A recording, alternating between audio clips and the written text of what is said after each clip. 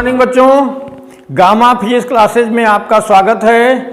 आज इस education channel पर आपको क्लास 11th के लिए जो चैप्टर पहले से ऑलरेडी चल रहा है मोशन इन स्ट्रेट लाइन, इसका टॉपिक होगा derivation of equations of motion by graphical method. देखिए, कैलकुलस मेथड से डेरिवेशन पीछे के लेक्चर्स में हो चुका है। अगर आपने देखा हो तो बढ़िया है, नहीं देखा है तो पीछे का लेक्चर फिर से देख लीजिए। तो कैलकुलस मेथड से डेरिवेशन हो गया है, आज ग्राफिकल मेथड से इक्वेशंस ऑफ मोशंस का डेरिवेशन होगा।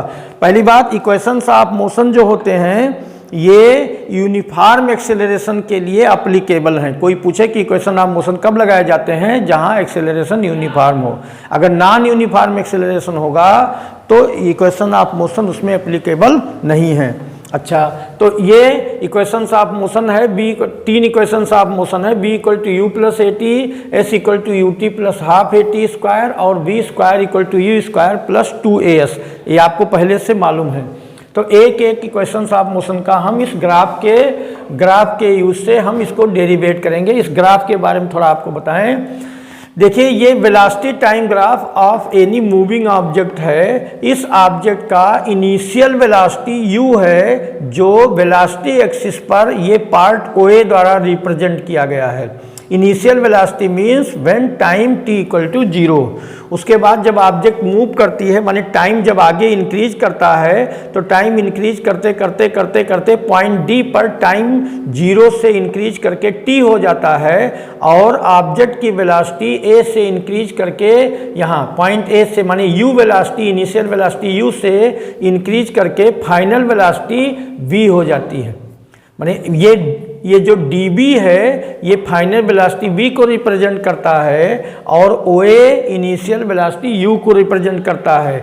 O से D तक का टाइम t है, या ऐसे आप कह सकते हो A से C तक का टाइम t है। तो अगर यहाँ से ये OA part initial velocity u को रिप्रेजेंट करता है, इसका मतलब DC पार्ट भी इनिशियल वेलोसिटी u को रिप्रेजेंट करता है।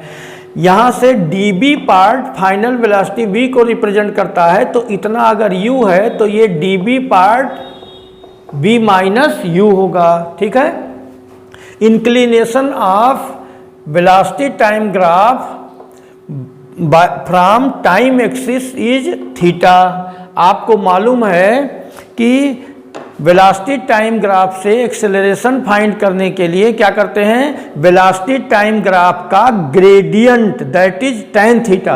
Gradient of velocity time graph represents acceleration of object. तो वेलोसिटी टाइम ग्राफ का क्या first equation of motion derivative होने जा रहा है। फर्स्ट इक्वेशन ऑफ मोशन क्या है बच्चों? v equal to u plus a t, इसका डेरिवेट करेंगे।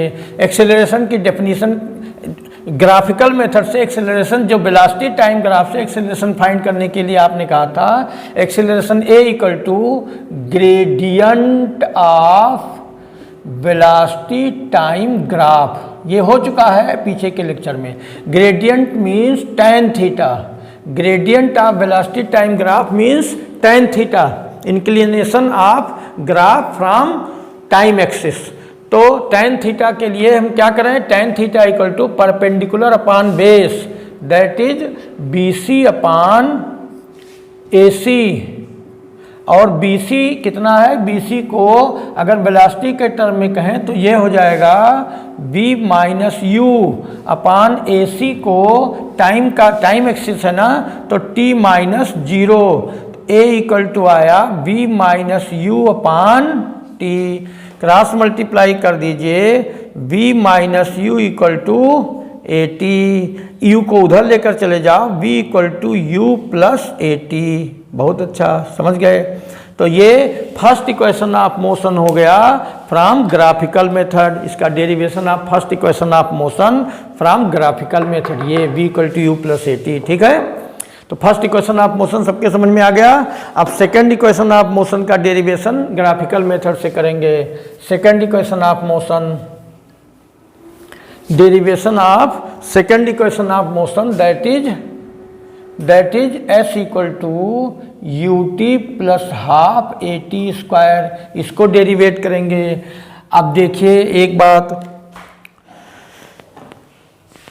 वेलोसिटी टाइम ग्राफ से डिस्प्लेसमेंट पता करने का क्या तरीका है? Displacement from velocity time graph is obtained by the area enclosed between VT graph and time axis. Area enclosed between velocity time graph and time axis represents displacement of object.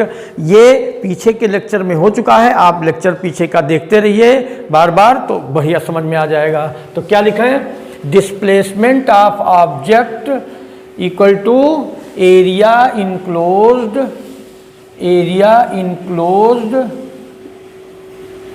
Velocity time graph and time axis, that is S equal to area A, यहाँ से चलो कर देते हैं, area O A B O D B A, area of trapezium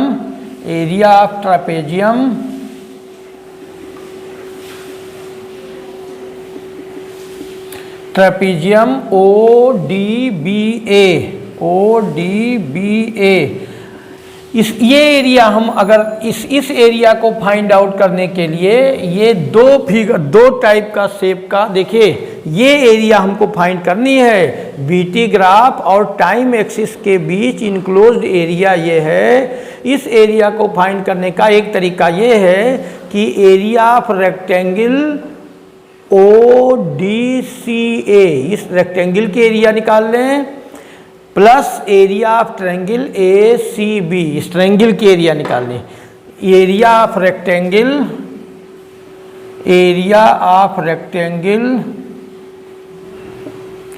ODCA plus area of triangle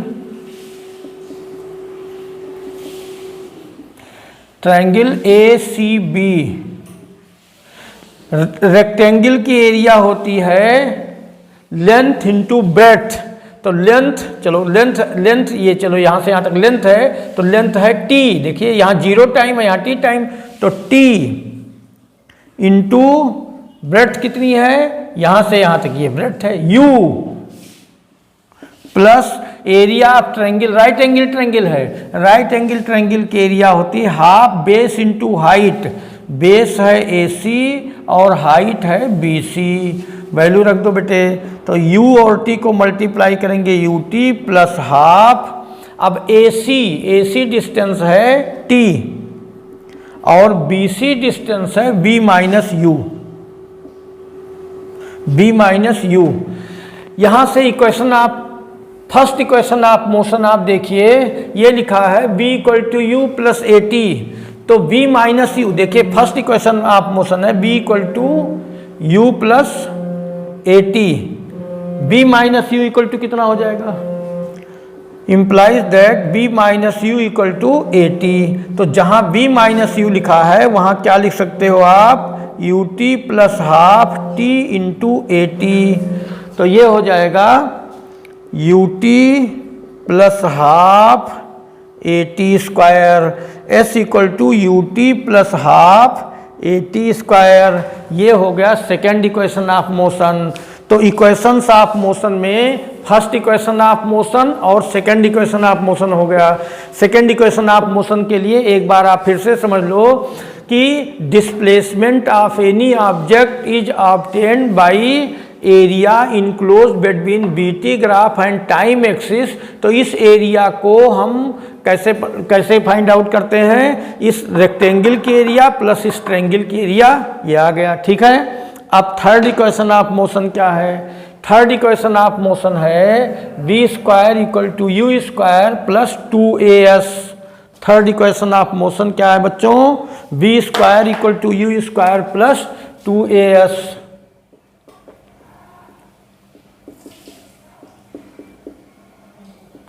अब फिर से वही बात, क्या displacement of object equal to area enclose between VT graph and time axis, that is area of trapezium, कौन सा? Area of trapezium ODBA, ODBA, और इसकी एरिया होती है half some of parallel sides into distance between them. ठीक है, किसी ट्रेपीजियम की एरिया क्या होती है? Half some of parallel sides into distance between them, distance between them. ये फार्मूला आपको मालूम है पहले से। Half sum of parallel sides, इस ट्रेपीजियम को देखो बच्चों, इस ट्रेपीजियम को आप देखिए, इसमें OA और BD ये दो साइड्स पैरेलल हैं, तो सम ऑफ पैरेलल साइड्स में क्या लिख दें?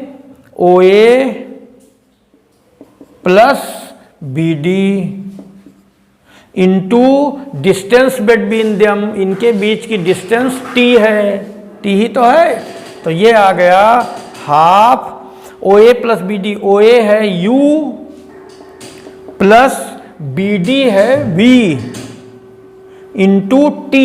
जहां T लिखा है यहां से आप देखिए इक्वेशन ऑफ मोशन से, फर्स्ट इक्वेशन ऑफ मोशन से देखिए, AT इक्वल टू इतना, तो T इक्वल टू हो जाएगा V minus u upon A। ठीक है, T equal to V minus u upon A यहाँ रख दें, V minus u upon A। इसको आप ऐसे देखिए, U प्लस B या B प्लस यू एक ही बात है। ये लिखा है B प्लस यू और ये लिखा है V minus u upon A। ये S इक्वल टू, ठीक है, S equal to V plus u, V minus u upon A। इसको A plus B, A minus B का फार्मूला था A square minus B square, तो यहाँ हो जाएगा B square minus u square upon 2A। ठीक है, क्रॉस मल्टीप्लाई कर दीजिए, क्या आ जाएगा? B square minus u square equal to 2AS। ठीक, तो क्या आ गया? इसको उधर लेकर चले जाओ यू स्क्वायर को, तो V स्क्वायर बराबर यू स्क्वायर प्लस 2AS। ठीक है, ये थर्ड इक्वेशन ऑफ मोशन हो गया। तो ये तीन इक्वेशंस ऑफ मोशन हैं, इनको हमने ग्राफिकल मेथड से भी डेरिवेट किया और कैलकुलस मेथड से भी डेरिवेट किया।